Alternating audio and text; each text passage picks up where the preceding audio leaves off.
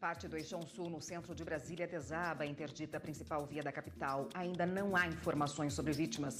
O Jornal da Justiça discute de quem é a responsabilidade jurídica em casos como este. E você vai ver também. Justiça Federal no Paraná condena 2 ex-gerentes da Petrobras e outras 3 pessoas na Operação Lava Jato. Polícia Federal cumpre mandados da Justiça em operação contra suspeitos de corrupção e fraudes no Imetro. Juiz do Trabalho Francisco Luciano de Azevedo Frota toma posse como conselheiro do CNJ. E os preparativos para a posse dos ministros Luiz Fux e Rosa Weber como presidente e vice do TSE. Essas e outras notícias agora no Jornal da Justiça.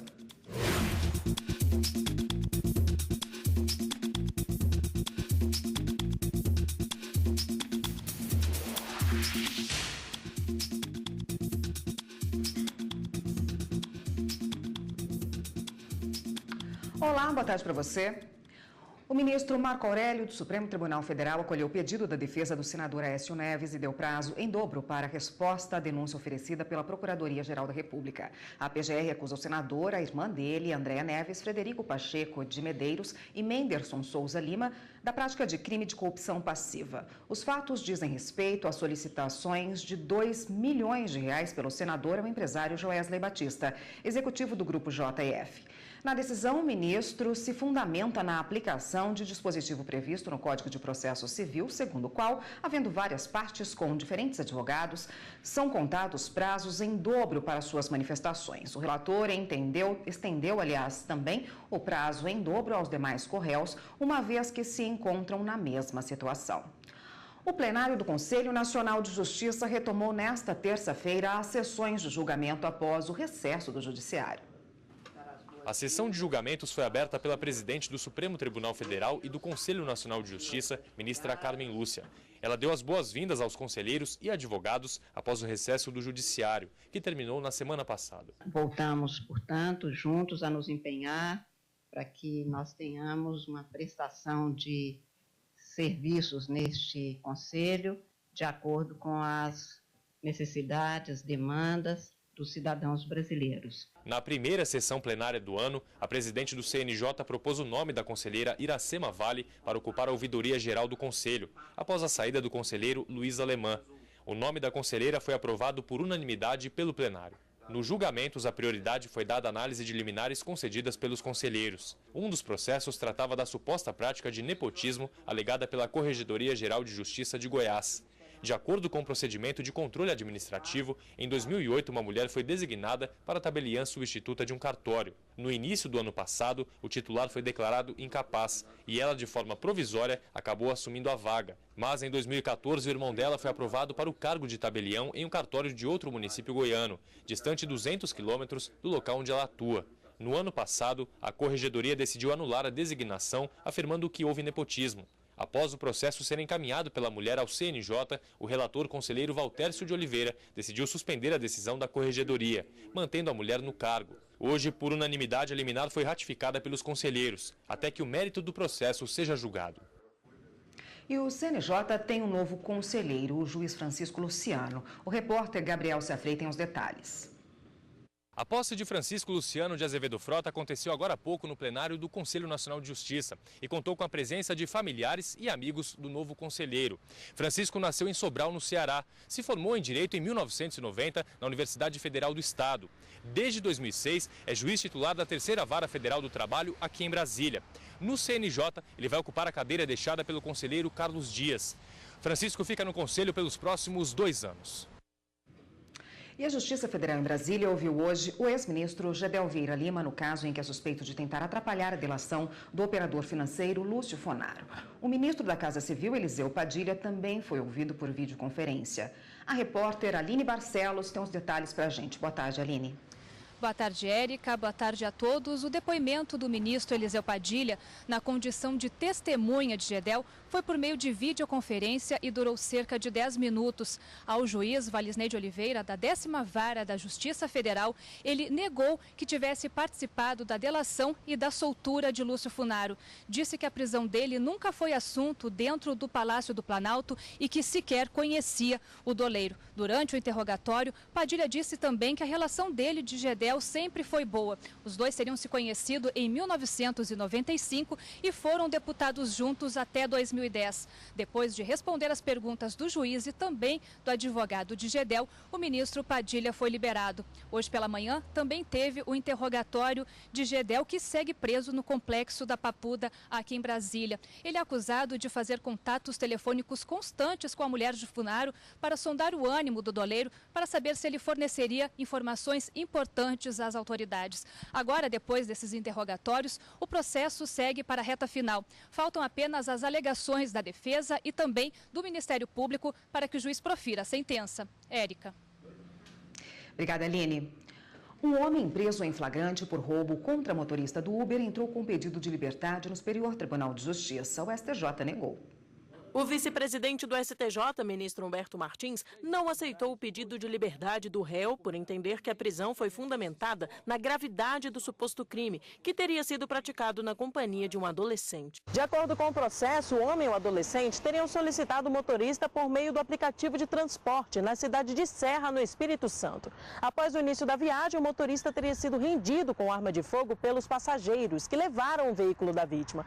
O motorista do Uber entrou em contato com a empresa de rastreamento veicular que localizou o carro. A polícia recuperou o veículo e prendeu o homem em flagrante, prisão que posteriormente foi convertida para preventiva. O réu teve o primeiro pedido de liberdade negado pela Justiça Estadual. A defesa, então, recorreu ao STJ e alegou que o acusado não tem antecedentes criminais, possui residência fixa e não oferece risco à ordem pública.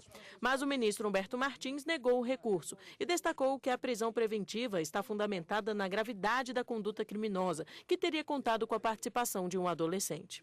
Em Brasília, o Ailton, que é motorista de aplicativo há 1 ano e meio, também foi vítima de um assalto. Ele foi rendido enquanto aguardava uma corrida. Quando eu deixei o passageiro, fui para outro local para esperar outro passageiro. Assim que eu parei o carro, abri o vidro e fui pegar uma água, o cara chegou com um revólver na minha cabeça e dizendo: isso é um assalto, não mexe, não faz nada. E eu fiquei quietinho esperando ver o que ele fazia, porque não ia reagir, claro, né? E foi quando ele mandou que eu descesse do carro, deixasse, entregasse carteira, celular, tudo, e falou para que eu não corresse, que se eu corresse ele ia atirar e me matar. Aí eu desci do carro, ele esperou que eu descesse assim um pouquinho, pegou o carro e foi embora. E até hoje eu não achei o carro.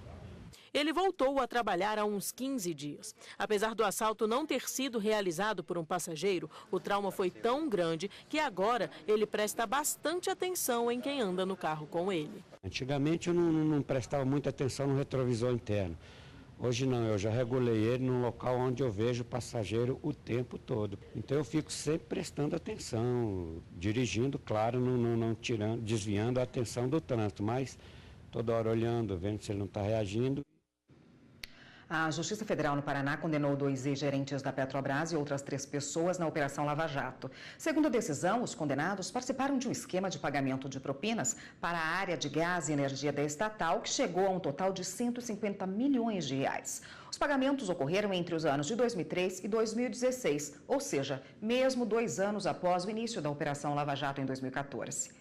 Os 5 também foram condenados a devolver quase 30 milhões de reais à estatal. Os 2 ex-gerentes, Márcio Ferreira e Edson Kramenauer, são colaboradores da operação. O também ex-gerente da estatal, Maurício Guedes, foi absolvido pelo juiz Sérgio Moro. A Polícia Federal, em conjunto com a Polícia Civil de Goiás, cumpriu hoje mandados da Justiça na Operação Fiel da Balança, um desdobramento da Operação Pesos e Medidas de outubro do ano passado contra a corrupção no Inmetro. Evne Araújo tem os detalhes para a gente. Boa tarde, Evne. Oi, Érica, boa tarde.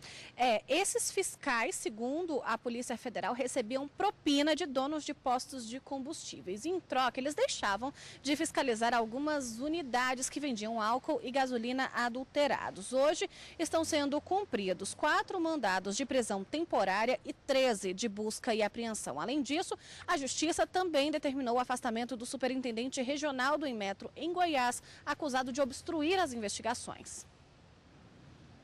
Evne, a Polícia Federal também está cumprindo mandados da Justiça na Operação Canaã, né? Uma investigação que aponta que trabalhadores eram postos em situação análoga da escravidão, não é isso? Isso mesmo, Eric, e esse é apenas um dos crimes que esse grupo cometia, viu? Essas pessoas também estão sendo investigadas por tráfico de pessoas, lavagem de dinheiro, falsidade ideológica e estelionato. É uma seita religiosa que aliciava pessoas dentro de uma igreja e as obrigava a doar todos os bens materiais que tinham. Estão sendo cumpridos 22 mandados de prisão preventiva, 17 de interdição de estabelecimento comercial e 42 de busca e apreensão. Érica.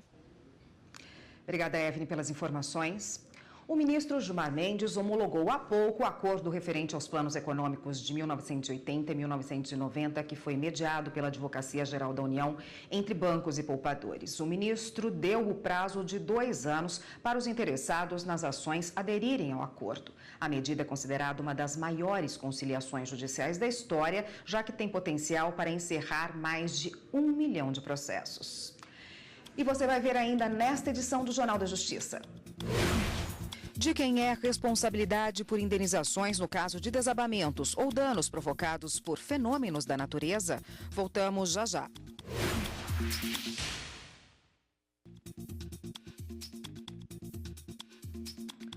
O juiz Bruno Rulieri, do Juizado Especial de Torcedores e dos Grandes Eventos do Tribunal de Justiça do Estado do Rio de Janeiro, marcou para o dia 2 de março uma nova audiência especial com representantes dos clubes Botafogo, Flamengo, Fluminense e Vasco para discutir formas de inibir a violência nos estádios do Rio de Janeiro. Também participarão da reunião a Fundação de Futebol do Rio, a Confederação Brasileira de Futebol, a Polícia Militar e o Ministério Público, o autor da ação. Entre as propostas estão sendo discutidas a criação de um cadastro de todos os membros de torcidas organizadas e a proibição de repasse de ingressos dos clubes para os torcedores organizados. O MP também exige que a CBF e a FERJ fiscalizem a entrada dos integrantes de torcidas organizadas em partidas de responsabilidade das entidades. Acidentes naturais ou por falha na construção. Em Brasília, a garagem de um prédio desabou em cima de carros. Não deixou vítimas, mas deixou muitos prejuízos. As imagens impressionam. Ao todo, 23 carros tiveram perda total. Na garagem, onde a laje desabou sobre os veículos, o que mais se ouvia era o som dos alarmes. A gente acordou super assustado e pensando o que poderia ser isso. A sensação realmente parecia assim, um tremor de terra. E aí logo na sequência os carros começaram, o alarme, de um carro atrás do outro e não parava. O prédio tem cerca de 40 anos. A Defesa Civil descarta danos estruturais, mas alerta sobre novos acidentes. A área da garagem foi interditada e boa parte dos moradores deixou o local. Seu Libertino foi um dos poucos que não quis sair de casa e acompanhou de perto o trabalho dos agentes da Defesa Civil e dos bombeiros. O prédio não teve problema nenhum. O prédio você pode utilizar, você pode ficar em cima, está livre. Pela Defesa Civil deixou o prédio livre, porque não afetou a estrutura, está intacto. O laudo dos agentes da Defesa Civil apontou que a laje cedeu por causa da chuva. Por sorte, ninguém ficou ferido, mas o rastro de destruição foi grande. Na garagem, muitos carros importados, um deles avaliado em R$300 mil. Agora, os moradores querem saber quem vai pagar o prejuízo. De acordo com este advogado, tudo vai depender do tipo de seguro que foi contratado, tanto do automóvel quanto do condomínio. No caso do prédio, a lei exige que se tenha uma cobertura simples, apenas para prejuízos decorrentes de incêndio ou raio. Para situações adicionais, como desabamentos, é preciso a aprovação dos moradores, e isso nem sempre ocorre. Como são várias modalidades de seguro, vários tipos de coberturas adicionais que são oferecidas, tem que verificar em cada apólice, tanto do condomínio como do próprio automóvel, se tem a cobertura para o tipo de sinistro que aconteceu naquele dia. E agora há pouco, mais um grave acidente em Brasília. Parte do Eixão Sul, no centro da cidade, desabou, interditando a principal via da capital. Não há vítimas. Carros que estavam parados no local foram destruídos. O Jornal da Justiça discute agora de quem é a responsabilidade jurídica em casos como este. E para falar sobre esse assunto, está aqui o advogado Antônio Rodrigo Machado. Boa tarde, doutor. Boa tarde. Bom, acho que pegou todo mundo de surpresa, esse caso. Há pouco, uma parte do eixão principal via do plano piloto desabou aí. Num caso como esse, De quem é a responsabilidade? Nós estamos falando, nesse segundo caso, de um imóvel, de um bem público, né? Uma ponte, um viaduto. Nesse caso, a responsabilidade é objetiva por parte do Estado, o que significa que, independente da comprovação de uma atitude dolosa ou culposa por parte do agente público, nós teremos a obrigatoriedade do Estado em indenizar todos os particulares que tiveram algum tipo de dano, seja no caso de uma vítima, que a gente não sabe ainda se existiu ou não, seja no caso também de bens particulares, de um carro, de uma bicicleta, de qualquer tipo de bem particular que estiver sendo atingido por essa atitude danosa por parte de um bem público, né? A gente tem, inclusive, imagens que fizemos lá há pouco, mostrando o movimento lá, dá pra gente ver o movimento, muita gente, corpo de bombeiros, provavelmente procurando vítimas, né? Por enquanto não há notícias de vítimas, mas dá pra gente ver aí que carros estão ali embaixo. Sim. Qual o primeiro passo? O que a pessoa deve fazer num caso como esse aí, nesse caso em que o viaduto desabou? Qual o primeiro passo para ela ter direito a esse ressarcimento material? Nós somos daqui, a gente sabe que ali funcionam restaurantes, acho que tem algumas lojas funcionando ali por baixo, tem veículos que são estacionados ali, inclusive festas também acontecem. Então a gente tem a sorte de não ter tido uma tragédia ainda maior. Nesse caso específico, o Estado ele tem a responsabilidade de fazer uma manutenção de todos os seus bens constantemente. Em caso de viadutos, de pontes, há uma perícia constante para saber se está precisando de algum tipo de manutenção. Nesse caso aí, há um dano causado, há a responsabilidade objetiva pelo Estado. Especificamente nesse caso, há um fato danoso, há uma responsabilidade e isso vai fazer com que o Estado indenize, ainda que não pela responsabilidade objetiva, mas nesse caso fica caracterizado uma omissão e uma responsabilidade direta para pagar todos aqueles prejuízos que forem causados. Claro que vai ser feita uma perícia lá ainda para saber qual o motivo, né, da queda do viaduto, mas as pessoas que sofreram um prejuízo ali imediatamente já sofreram prejuízo, às vezes o carro que ela usa para ir trabalhar, o carro da família. Esse ressarcimento, ele é rápido ou demora para transitar? Vai depender muito mais da gestão administrativa. Então, nesse caso, a responsabilidade ela é tão direta, tão caracterizada, que a própria Procuradoria do Distrito Federal pode buscar todas essas vítimas para fazer um acordo dentro da sua própria responsabilidade. Em caso de não ter essa iniciativa por parte do Estado, cabe a cada um que sofreu esse dano buscar um advogado e ajuizar uma ação judicial buscando essa reparação, essa indenização dentro do Poder Judiciário. Tá certo. E a gente teve também, recentemente, como a gente viu na reportagem, esse desabamento da laje de um prédio, né, na Asa Norte. Como é que fica essa situação, já que o prédio, ele não é um bem público? Érica, nesse caso, é um caso ainda mais difícil da gente fazer uma análise sem uma perícia. Porque ali percebemos pelas imagens da TV Justiça que há um desabamento de uma parte que tem grama e terra, que chegou a quebrar também uma parte do próprio prédio. Então, somente a perícia vai dizer, aquilo ali foi causado pelas chuvas, aquilo ali foi causado por uma obra de engenharia, aquilo ali foi causado pela ausência de manutenção por parte do próprio condomínio, porque se foi causado pelas chuvas, naquele caso específico, tende a ser um fato da natureza. E aí a responsabilidade não seria nem do condomínio, nem do Estado. Cabendo, no caso da pólice, como bem disse pelo colega advogado, no caso da pólice de seguro é que vai se verificar se aqueles danos serão cobertos pelo seguro ou se o próprio condomínio vai arcar. E aí entra um detalhe muito peculiar. O condomínio é a formação de todos os proprietários daquele prédio, mas apenas alguns proprietários sofreram o dano. Então, os proprietários que sofreram dano, junto com os demais proprietários que não sofreram dano, serão responsáveis por fazer aquele pagamento. Mas é um caso concreto que eu prefiro esperar que os responsáveis, né, pela perícia e pela análise do caso, possam ter a melhor saída, o melhor resultado. Em relação a enchentes, por exemplo, se um veículo é arrastado na correnteza ou se ele está estacionado num local que sofreu uma enchente, muitas vezes porque uma boca de lobo está entupida e não deu vazão para a água. De quem é a responsabilidade nesse caso? No caso da enchente, a gente tem dois cenários aí. Você tem os fatos da natureza, né, casos fortuitos, que eles por si só podem resultar uma série de danos. Então vamos supor, nós temos uma chuva aqui em Brasília, o Lago Paranoá sobe no nível que nunca subiu anteriormente e aquilo ali causa uma série de danos às pessoas que moram perto do Lago Paranoá. Nesse caso é um fato da natureza que não seria previsto razoavelmente pelos seres humanos. Diferentemente, é quando há uma obra por parte do Estado e aquela obra ela ocasiona um entupimento dos bueiros, da vazão de água e há uma enchente num local em que costumeiramente isso não poderia acontecer. Nesse segundo caso aí, há uma responsabilidade por parte do Estado porque houve uma ação comissiva dos seus agentes. Também se o Estado ele não repara um determinado bueiro, um determinado mecanismo de escoamento de água, essa omissão por parte do Estado está caracterizada e também vai incidir a responsabilidade. Não é em todo fato da natureza que o Estado poderá ser responsabilizado.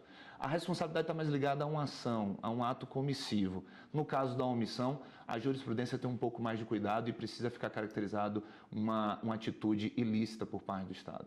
Tudo depende de perícia e cada caso é um caso, né, doutor? Exatamente. Eu conversei aqui com o Antônio Rodrigo Machado, que é advogado, e conversou com a gente a respeito desses 2 desabamentos que aconteceram recentemente em Brasília. Um acabou de acontecer no Eixão, uma das principais vias de Brasília. Não fez vítimas, mas deixou muitos carros ali de baixo. Torcemos por enquanto, não temos ainda informação de vítimas. Obrigada, doutor. Eu que agradeço, Érica. Até uma próxima. E você vai ver no próximo bloco do Jornal da Justiça. Os preparativos para a posse dos ministros Luiz Fux e Rosa Weber como presidente e vice do TSE. A gente volta já já.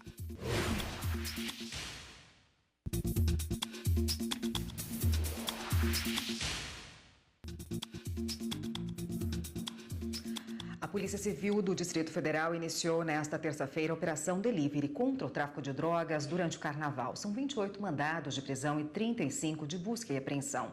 Entre os alvos, há uma estagiária da Promotoria de Entorpecentes da Procuradoria-Geral da República e um funcionário do gabinete de um parlamentar da Câmara dos Deputados. Segundo a polícia, a atuação do grupo é configurada como associação criminosa para o tráfico. As investigações começaram há 1 ano e têm como alvo principalmente pessoas da classe média em 9 regiões do Distrito Federal. Eles são suspeitos de vender cocaína e outras drogas na esplanada dos ministérios e até em órgãos federais.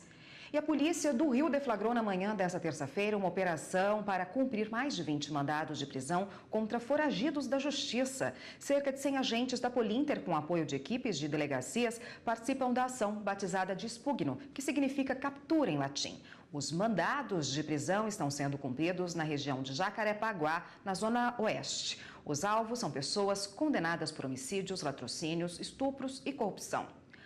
O ministro Luiz Fux toma posse hoje como presidente do Tribunal Superior Eleitoral e a ministra Rosa Weber como vice. A cerimônia vai acontecer às 19h.